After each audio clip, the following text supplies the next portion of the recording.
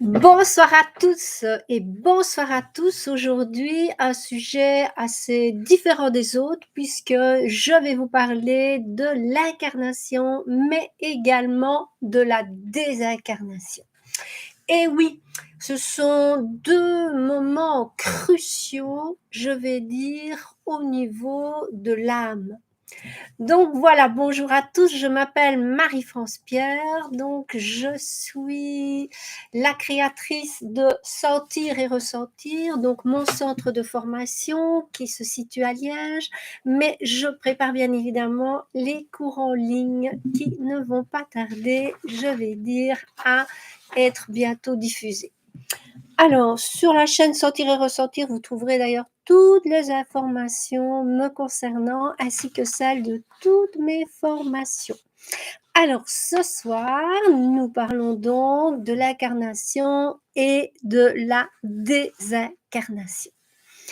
Alors, je pense que vous avez tous dû prier ou avoir des pensées pour soutenir un de vos proches disparus. Supposons que vous perdiez votre mère, que vous perdiez votre père ou un frère ou une sœur. Normalement, dans nos cultures, on va à l'enterrement, on a peut-être une messe qui précède si on est croyant, mais il y a toujours un moment de recueillement où quelque part on accompagne ou on met une certaine intention d'accompagnement pour ce défunt ou cette défunte. Jusque-là, on est d'accord. Donc cette intention, semble-t-il, pourrait aider la personne à s'envoler, on va dire. Aurait-elle des ailes? Oui, nos ailes angéliques probablement. Donc on va l'aider à aller un peu plus haut puisque on sait que quelque part on va sortir par le chakra coronal, donc le 7e chakra. Et puis cette âme, parce que dans notre culture c'est ce qu'on va avoir comme dénomination, cette âme va monter.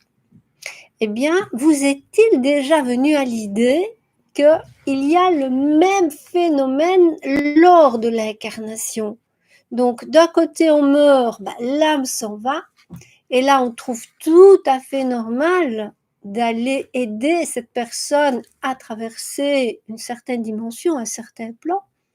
Mais par contre, quand un enfant va s'incarner, j'ai rarement, je crois que je n'ai jamais entendu de ma vie, quelqu'un qui disait on va prier pour ce nouveau membre de la famille qui va s'incarner. Je n'ai jamais vu ni le père, ni la mère, ni le grand-père, ni la grand-mère, ni les frères, ni les sœurs se dire, voilà, tous les jours, on va mettre une intention pour que cette descente, puisque nous parlons d'incarnation, c'est plutôt une descente de l'âme sur le plan terrestre, mais je n'entends vraiment personne qui, à ce moment-là, va faire le même cheminement, mais à l'inverse que celui de la désincarnation. Alors, je pense que c'est important de s'attarder à ce phénomène, puisque c'est à partir de l'incarnation et de la désincarnation qu'on va être pendant un moment hyper fragile. C'est-à-dire que l'âme doit redoubler de prudence, l'âme doit être armée, doit être formée en fait, pour pouvoir traverser un certain plan de manière harmonieuse. Ça veut dire quoi de manière harmonieuse? C'est-à-dire que dans ces plans intermédiaires, vous avez des vampires. On va les appeler des vampires, c'est-à-dire des êtres, qu'ils soient de cette planète-ci, qu'ils soient d'une autre planète, qu'importe, c'est le principe de se faire zapper son énergie. Donc se faire zapper son énergie, ça n'existe pas que sur le plan terrestre, ça existe sur le plan, je vais dire, hors incarnation. Et c'est là, je dis bien, que les grands phénomènes vont vraiment avoir lieu, sont des phénomènes, on pourrait les qualifier de paranormal, on pourrait les qualifier d'ésotériques, mais si on regarde un petit peu sur YouTube, il y a pas mal de personnes qui en parlent. Alors moi, comment j'ai découvert ce phénomène? c'est qu'à un moment donné, je vais dire dans mes consultations, je remarque que dans la généalogie, il y a beaucoup, beaucoup de cas de pédophilie. Que ce soit le père, que ce soit la mère, que ce soit la grand-mère, que ce soit le grand-père, que ce soit l'oncle, que ce soit le grand frère. En fait, c'est hallucinant. Quand j'ai commencé, j'aurais pu dire 2 cas sur 10. 2 personnes sur 10 rencontraient, je vais dire, cette mésaventure. Bien, à l'heure d'aujourd'hui, j'ai plutôt envie de dire 8 sur 10. Parce que je me rends compte que plus on va aller au niveau de l'arbre généalogique, plus un certain phénomène se répète. Les personnes de type dépressif. Bien souvent, je dis bien souvent, derrière cette dépression, il y a une grande souffrance. Et cette grande souffrance, pour la plupart, ont eu lieu dans l'enfance. Et pour malheureusement beaucoup d'entre eux, c'est lié à un phénomène de pédophilie. En dehors de la famille, vous avez entendu le grand scandale avec les prêtres, les sœurs aussi en ont été victimes, évidemment c'est des femmes, on n'en parle pas, mais énormément de sœurs se font également violer et ça serait quand même intéressant que l'Église ouvre un deuxième dossier sur les sœurs. Pourquoi? C'est des femmes, de nouveau, le patriarcat. Cet état moyenâgeux est toujours persistant de nos jours. Donc, pour en revenir à la pédophilie, donc déjà, ça m'avait inquiété et puis vraiment très attristé de ressentir, de voir, d'entendre tout ce qui se passait à ce niveau-là. Je suis tombée sur une vidéo et là, on racontait que souvent les enfants arrivés à un certain âge, je crois que c'était 12, 10, 11 ans, donc ces enfants qui sont enlevés pour être au service des pédophiles, eh bien, arrivés à un certain âge, on les tuait. En fait, ils étaient sacrifiés. Et quand j'ai entendu ça, ça m'a quand même très fort heurté qu'on retrouve des ossements d'enfants qui ont subi donc ce genre de grande souffrance. Et je me suis dit, mais finalement, qu'est-ce qui prie pour ces enfants? Parce que les parents pensent peut-être qu'ils ont été enlevés, qu'ils ont été adoptés, et peu se rendre compte que c'est pas toujours une question d'adoption, mais malheureusement un trafic d'enfants. Donc je me suis mis à aller un petit peu introspecter dans les mondes parallèles pour voir ce qu'il en était. Et là, c'est là que j'ai observé ce premier phénomène au niveau de la désincarnation, c'est que l'âme, qui normalement, dans mon cas à moi, quand je suis dans ces plans-là, ce que je visualise, c'est vraiment quelque chose qui monte. Je vois pas ces couloirs de lumière et tout ça, ça se présente différemment, mais c'est toujours comme ça que ça se présente. Et là, ces petits enfants montaient, et au lieu d'aller tout droit, voilà qui tournent à droite. Je me dis, mais qu'est-ce que c'est que ça? Pourquoi ils vont par là, ceux-là? Et je vois des êtres qui ressemblaient aux êtres de lumière, mais je dis bien ressemblaient, parce qu'au niveau de leur posture, au lieu d'être grands et ouverts, ils étaient plutôt refermés comme ça. Je me suis dit, mais non, là, il y a quelque chose qui ne va pas.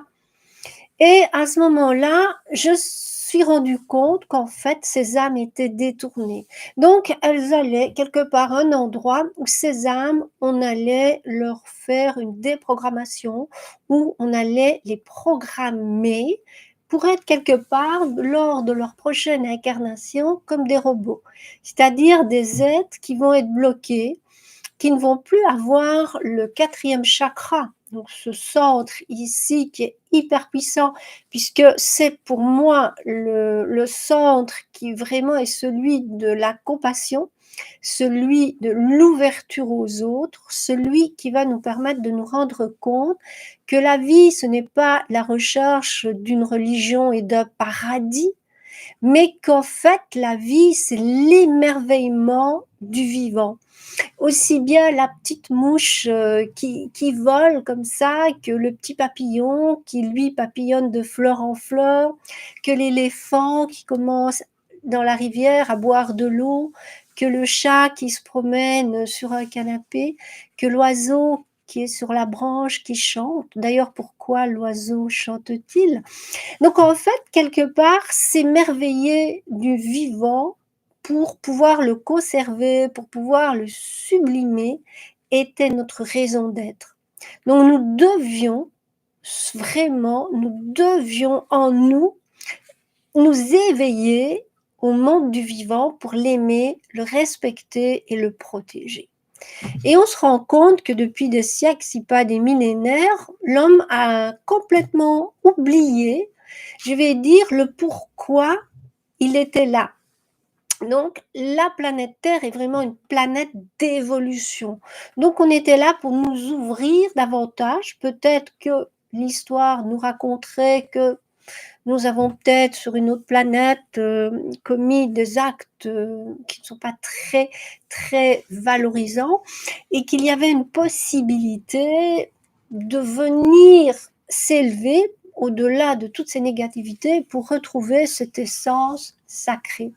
Donc, se relier vraiment à la source de la vie, au sacré de la vie. Eh bien, en voyant ce qui se passait dans ces plans, et puis en allant libérer ses enfants, et puis en les aidant à aller dans le plan qui devait être le leur pour qu'ils soient là, réparés, reconstruits, non, ils avaient été déviés. Donc, de là, je me suis dit, il y a vraiment quelque chose que l'humanité doit absolument commencer à prendre conscience, c'est-à-dire aller dans les oubliettes, chercher tout ce processus d'évolution qui est à nous, qui nous appartient et qui, pour la plupart d'entre nous, je dis bien, pour la plupart d'entre nous, a été confisqué. Ça veut dire quoi, confisqué? Ça veut dire que vous avez l'impression d'essayer d'évoluer, mais au fil des années, vous voyez bien souvent que vous êtes au même point, c'est-à-dire vous avez tendance à rencontrer ce type d'homme. Ce type d'homme, c'est toujours une histoire désagréable. Vous quittez, ben, le suivant, c'est de nouveau rebelote. Ou dans le travail, vous êtes toujours à un stade où vous n'êtes pas accompli, où vous n'êtes pas heureux. Rebelote, vous changez de travail, c'est de nouveau la même situation. Donc, vous avez beau aller de psychologue en psychiatre, vous avez beau aller de médium en différentes techniques, et vous vous rendez compte, vous êtes toujours dans votre travail. Pourquoi? Parce que votre travail, ça vous paye vos factures. Vous refusez, lorsque vous avez certaines capacités, à les mettre au service des autres, à commencer par vous-même. Donc là, je me suis dit, il y a un blocage au niveau de beaucoup de personnes et plus je vois dans mes consultations ces études généalogiques au niveau des émotions, au niveau des comportements, au niveau de ce qui arrive, je me dis, il faut vraiment creuser pour trouver la solution. Et vous savez, depuis 2005, je suis les cours de Mantak Chia, donc maître thaïlandais. Et je passais plusieurs mois en fait de formation avec lui ces dernières années. Et dans une des formations qui s'appelle Fusion 1, 2, 3, c'est une formation qui va vraiment être dédiée à la sortie de l'âme. Comment préparer notre sortie pour justement pouvoir nous élever sans être vampirisé, sans être attrapé. On ne va pas aujourd'hui voir par qui, pourquoi on est attrapé, mais se dire, voilà, il y a 2 endroits dangereux dans votre vie. C'est vraiment la sortie de votre âme et la rentrée de l'âme pour un de vos descendants. Parce que une fois que l'âme est détournée, qu'elle va être reprogrammée, elle va être reprogrammée pour être bloquée. C'est-à-dire que la personne va quelque part être dénuée de sentiments. La personne va être fermée à la souffrance des autres. Donc, il y a comme ça toute une liste, je vais dire, de paramètres qui vont quelque part être importants de définir pour se dire, tiens, moi, est-ce que j'arrive au 4e chakra où il m'est possible d'être dans la compassion, d'aimer les autres, de donner du temps aux autres, de m'occuper des autres, ou au contraire, je suis toujours avec ma petite personne en train de scroller sur mon ordi, sur mon iPhone, je suis déjà addict. Donc, je suis vraiment dans l'addiction de toutes ces notifications. Ça veut dire qu'il m'est impossible de me concentrer sur quelque chose d'autre que mon iPhone, mon Samsung, ma tablette, mon iPad, mon ordinateur. Voilà. Donc là, déjà, ce genre d'addiction-là nous met dans le monde virtuel et va nous couper de notre incarnation qui est incarnée donc dans la viande, dans la chair. Donc, quelque part, avec cette réflexion de ce soir, il serait intéressant que vous aussi, vous posiez cette question. Est-ce que j'accorde du temps lorsque un enfant va s'incarner, qu'il soit de ma famille, qu'il soit de la famille de quelqu'un d'autre? Il ne faut pas oublier que l'humanité, c'est un grand navire. On est tous sur ce grand navire. Et si quelque part, il y en a un qui est malade et qui contamine les autres, c'est tout le navire qui en pâtit. Donc, s'il y a quelque part de la négativité chez les gens, au lieu d'essayer d'aider et se fermer, je vais dire, à toute l'humanité, ben, ça va pas aller. Donc, cette petite vidéo, c'est vraiment pour vous faire prendre conscience qu'il est vraiment important de vous centrer sur vous-même, dans vos 5 sens, pour voir si vous êtes encore sensible à la souffrance d'autrui. Si vous êtes encore sensible, qu'est-ce que vous faites concrètement pour aider? Vous avez par exemple un don de médiumnité, ben, vous pouvez le mettre au service des autres. Vous avez un don de guérisseur, vous pouvez le mettre au service des autres. Vous avez la connaissance de différentes techniques, que ce soit la réflexologie plantaire, la kinésiologie, le shiatsu, qu'importe. Est-ce que vous le mettez au service des autres? Voilà.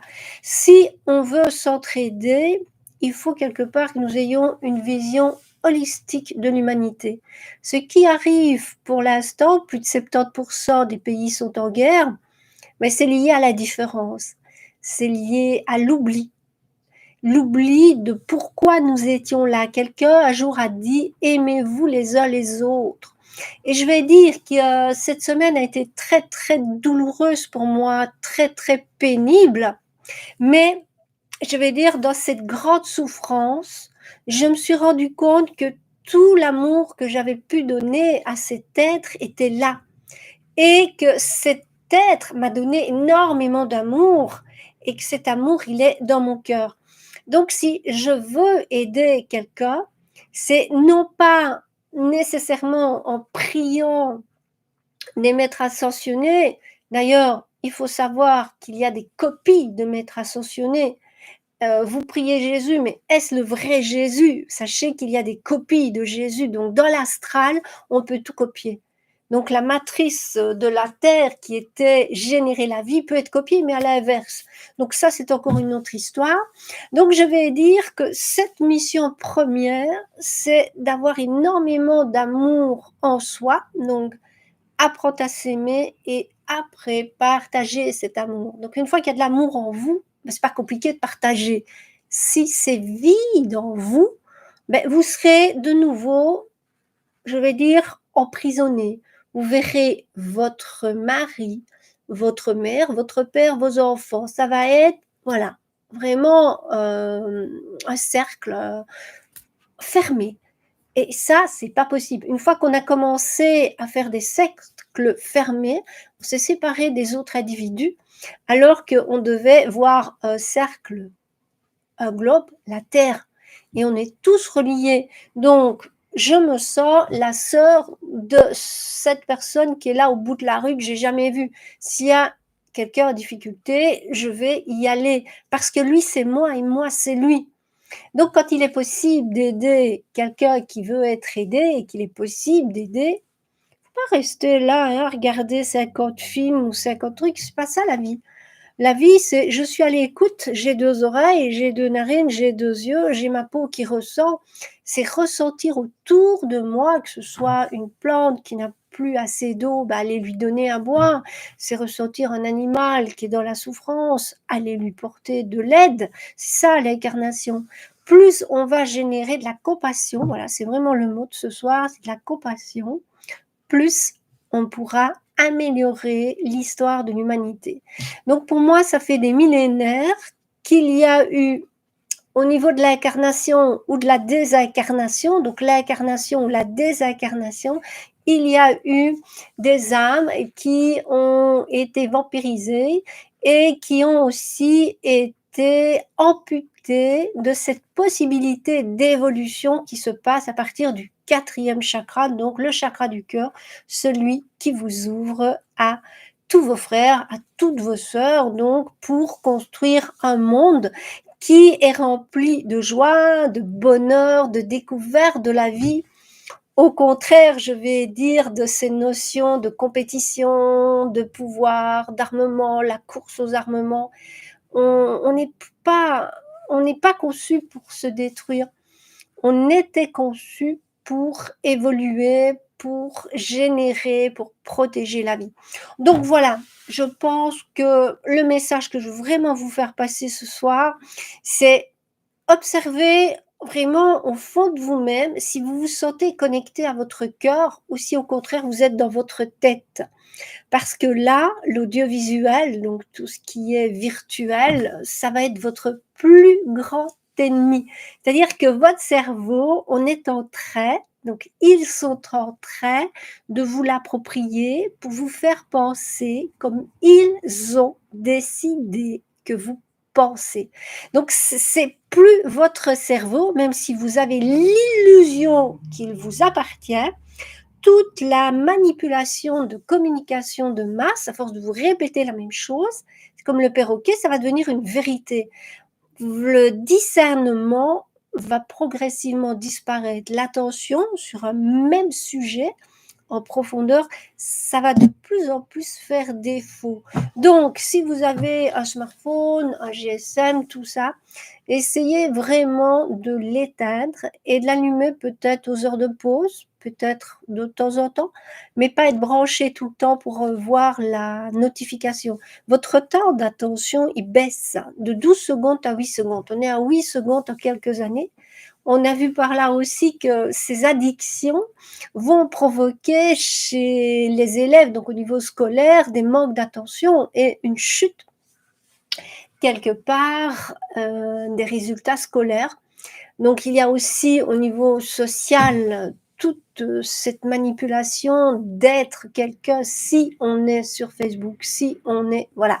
Donc ce culte de la personnalité et auquel beaucoup de jeunes s'attachent, ça ne va pas non plus. C'est une déconnexion. Ils ne sont plus dans leur cœur, ils sont dans leur tête ou dans leurs émotions. C'est ça le problème. Donc il faudrait, si vous avez des enfants qui sont un petit peu addicts, ben vous peut-être, parents, ne montrez pas l'exemple. Ne montrez pas l'exemple. Essayez dès l'enfance de ne pas considérer le GSM comme une babysitter, les jeux vidéo comme une babysitter. Voilà, c'était le petit message de ce soir. Donc, s'il vous arrive d'avoir de bonnes intentions pour ceux qui montent, pensez avoir de bonnes intentions pour ceux qui descendent. Et si vous voulez faire du travail de développement personnel, eh bien, à nouveau, vous allez voir sur mon site si je vous conviens comme personne. Vous avez donc les formations, vous avez les consultations individuelles. Je vous remercie vraiment d'avoir consacré cette petite vingtaine de minutes à m'écouter et je vous souhaite vraiment une bonne réflexion sur ce sujet. Je vous dis dom dom, je vous envoie plein de bisous et à tout bientôt pour la prochaine vidéo dont je ne connais pas vraiment encore le sujet, mais aujourd'hui non plus, je ne savais pas ce que j'allais faire et puis je vais dire, cette épreuve que je traverse pour ce moment m'a vraiment donné l'occasion d'approfondir ce sujet d'incarnation, de désincarnation et surtout de cultiver là, au centre de votre cœur, votre humanité qui fait beaucoup défauts pour le moment à une énorme d'humain, quoi. Voilà, allez, on se laisse, ciao ciao et doum doum, à bientôt.